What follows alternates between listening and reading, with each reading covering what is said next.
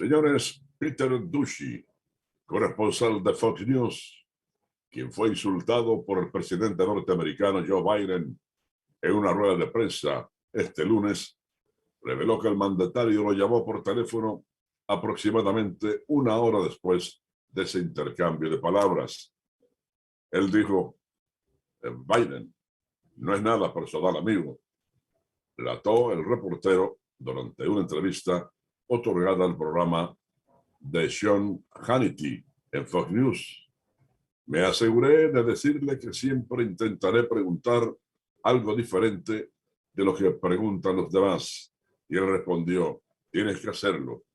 Y es una cita del presidente, así que le seguiré haciendo, agregó el reportero Doocy.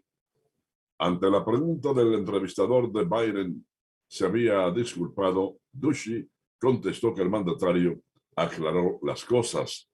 Agradezco que el presidente se haya tomado un par de minutos esta noche mientras todavía estaba en su escritorio para llamarme y aclarar las cosas, manifestó. Asimismo detalló que no escuchó el insulto cuando fue pronunciado, sino que le enteró momentos después por otros reporteros. Biden llegó a llamarlo hijo de perra a Peter Doocy. Bueno, la popularidad de Biden está muy mal. Y esto como que ha arrastrado también a Kamala Harris. Está muy disgustada ella, se siente defraudada. Bueno, pero también Biden como que presenta ciertas incapacidades por la edad. A veces hace cosas como que le crea un poco de inseguridad a la población que está en una sociedad que está en una crisis. ¿No? Y aquellas caídas que se dio subiendo la escalera del avión Number One, el avión presidencial, Sí. que cayó 3 veces, se fue de boca. Después en Glasgow, Inglaterra, durante una reunión, estando la esposa del príncipe Charles conversando con él, se le zafó una flatulencia. En otro evento internacional estaba durmiendo. Ella llegó a decir: fue sonoro y largo. Sí. Y en otro caso, don Ramón durmiendo en medio de una reunión. Entonces, está mal el gobierno norteamericano. Ahora también no pudieron aprobar un tema importante con disidencia en el mismo Congreso, con los propios congresistas del Partido Demócrata. Y sin embargo, Biden está ahora luchando las tropas para enfrentarse con Rusia. Y creo que señor, es gravísima. Creo que también con eso se la está jugando. Si le dobla el pulso a Putin, puede que su popularidad aumente. Y por eso también está tratando como de... Entonces, Putin hace lo mismo ante Rusia. Putin hace lo mismo ante Rusia, porque una de las cosas que le ha dado popularidad a Putin dentro del pueblo ruso es que ha ido recuperando un poco el otrora poder perdido de la antigua Unión Soviética o la antigua madre Rusia. Sí, cuando se volvió a anexar Crimea, allá en el Mar Negro. Sí. Que es una zona petrolera de gran potencial. Sí, pero sobre todo es lo estratégico que es eso para acceder al Mar Negro, además de que tiene unas playas bellísimas. Pero esa parte de Crimea se la había regalado Brezhnev, que era ucraniano, cuando estaba dirigiendo la Unión Soviética.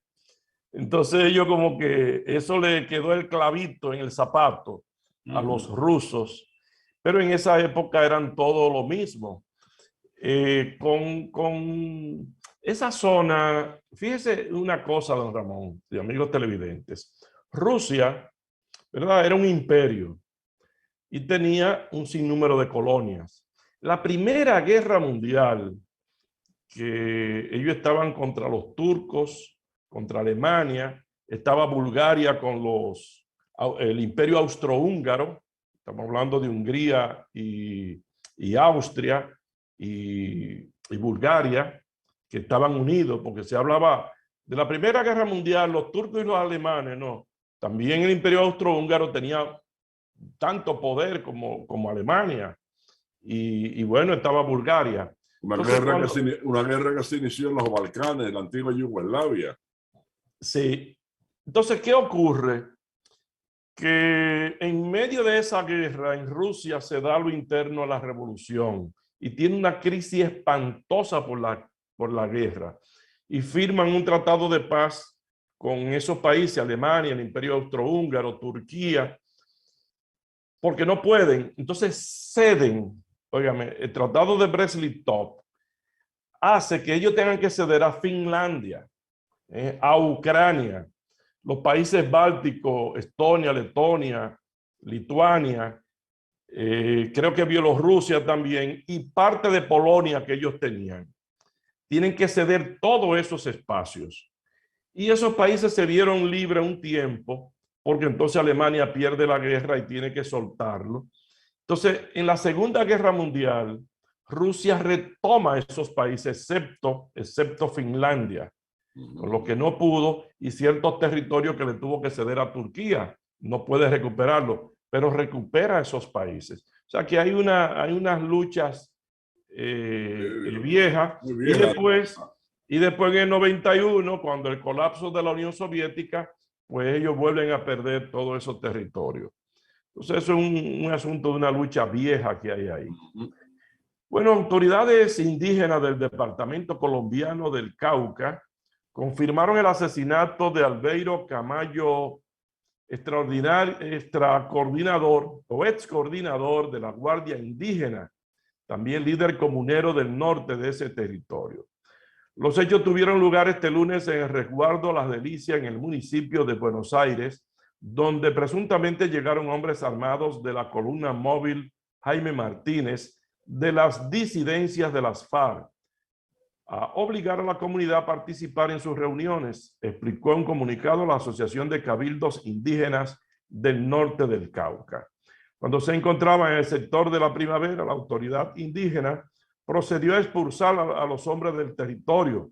Como respuesta, los armados hicieron acusaciones contra las autoridades, la guardia y la comunidad, amenazando directamente a los comuneros e intimidándolos con armas de fuego. Posteriormente, los atacantes comenzaron a disparar contra la comunidad reunida y, según testigos, 3 hombres se sacaron a Camayo de su casa y lo asesinaron en presencia de su familia y vecinos. Caramba. Señores, la sensibilidad poética del tándem artístico que componen el cineasta Barry Jenkins y el fotógrafo James Laxton está presente en cada plano de The Underground Railroad, o sea, el ferrocarril subterráneo, que compite este 19 de septiembre por el premio Emmy a Mejor Serie Limitada. Basado en la novela homónima ganadora del Pulitzer de Gobson Whitehead, la producción de Amazon nos adentra en el épico viaje hacia la libertad de Cora Randall. Su nombre africano era Tuso Mabeda, una esclava de Georgia que huye hacia el norte de Estados Unidos a bordo de un ferrocarril subterráneo. Es un duro relato de esclavitud, demoledor y sensible, a partes iguales, y a la vez una fantástica narración cinematográfica llena de magia visual. Esta trama de ficción está basada en un episodio real de la historia estadounidense del siglo XIX que, aunque hoy se enseña en escuelas del país norteamericano, sigue siendo un misterio para muchos. El llamado Underground Railroad, ferrocarril subterráneo en español, no fue un ferrocarril ni fue un subterráneo. Fue una red clandestina organizada por el movimiento abolicionista para ayudar a escapar a esclavos a través de una serie de rutas y conexiones a lo largo y ancho de Estados Unidos e incluso fuera de sus fronteras. América, el último continente poblado por el ser humano, una parte del planeta Tierra desconocida por el Homo sapiens durante miles de años, hasta que un cambio climático, entre otras muchas cosas, permitió que el inquieto primate plantara sus pies en ella. Pero, ¿cómo se pobló América? Es una pregunta vital que todavía no hemos resuelto y nos la seguimos haciendo porque late en nuestra curiosidad humana, le dice a BBC Mundo Lawrence Brody, director de la División de Genómica y Sociedad del Instituto Nacional de Investigación del Genoma Humano en Estados Unidos. Los humanos anatómicamente modernos salieron de África hace al menos unos 100.000 años y empezaron a expandirse. En algún momento, después de 40.000 años, el humano desarrolló la tecnología necesaria para empezar a explorar más hacia el norte, cuenta Víctor Moreno, investigación postdoctoral del Centro de Geogenética de la Universidad de Copenhague. Hay varias teorías, pero la corriente actual mayoritaria sostiene que hubo una sola migración primero hacia Asia, luego Australasia y más tarde Europa. América todavía quedaba muy lejos y sobre todo muy aislada. Los estudios de ADN han sido clave para situar en el mapa estas migraciones ancestrales. Para aprender sobre el árbol genealógico de nuestros ancestros, los científicos secuencian el ADN humano y de animales que todavía puede hallarse en restos fósiles y esqueletos de cientos de miles de años, y por eso se le llama ADN. Mire, yo creo que esa migración fue mucho antes, no de 100.000 años. Pues vamos a seguir con este cable, que es la parte siguiente a lo que tú acabas de reproducir. Eran unas condiciones bastante difíciles. Muchos lugares estaban inaccesibles y cubiertos de hielo. Hacía muchísimo frío. Los humanos tenían que cazar y recolectar y no sabían cuándo podría aparecer el próximo mamut, añade el investigador Víctor Moreno. Mientras avanzaba el período glacial, el nivel de los mares del mundo fue disminuyendo a medida que el agua se iba almacenando en las capas de hielo que cubrían los continentes. Todo el agua estaba secuestrada en los glaciares, explica Moreno. Por eso había dos grandes glaciares que cubrían casi todo Canadá y que hacían prácticamente imposible ir hacia el sur. Pero al final de ese periodo glacial, hace unos 12.000 años, las capas de hielo comenzaron a derretirse y aparecieron algunos refugios glaciares. En esos lugares las condiciones no eran tan terribles y seguían siendo productivos en términos de recursos para que los humanos pudieran alimentarse, dice el investigador Moreno. Uno de esos refugios fue Beringia, un puente de tierra que emergió del mar helado por el que las primeras poblaciones de humanos entraron en América, según creen la mayoría de los investigadores. Se extendía desde lo que hoy conocemos como Alaska hasta la Eurasia y era un territorio seco, poblado de vegetación y de fauna. Ahí también estaba el llamado Estrecho de Bering, que ahora mismo no está cubierto por un puente de hielo como estuvo en ese tiempo, debido al aumento de la temperatura del mundo. Pues ese puente de hielo dejó de existir en el llamado Estrecho de Bering. Esas cosas sí son claramente posibles.